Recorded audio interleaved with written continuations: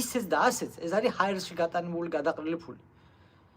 და მატრაკვეცობა, როცა შეიძლება რომ ჩატარდეს ვეგაში, MGM Grand-ში, იმის გამო რომ თეთრ სახში რაღაც სიმბოლურად ეპიკური რაღაც ივენთის ჩატარება უნდა დახარჯონ ხალხის ფული და მოჭხურების ფული უაზროდ აბსოლუტურად რა. და ამ მოჭხურებსაც უხარიათ. გაიგე ყველაზე პარადოქსი ეგაა რომ აი თეთრ სახში ვიჭხუბეთ, ბიჭო, თეთრ სახში ჭხუბი კი არა.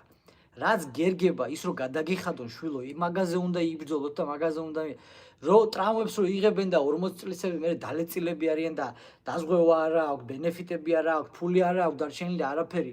ვინც ჩემპიონი ვერ გახდა და მილიონები ვერ გააკეთა იმაზე ვიძახი. და მე ხელგამოწვილი დადიან და დენას ეხვეწებიან დამეხმარეო. თავის დროზე როცა პროდუქტი იყავი ღირებული და არ გიხდიდნენ საკმარის, მაშინ უნდა გეფიქრა ამაზე. მე ამიტომ ვიძახი, ეგ თეთრი სახლის ივენთი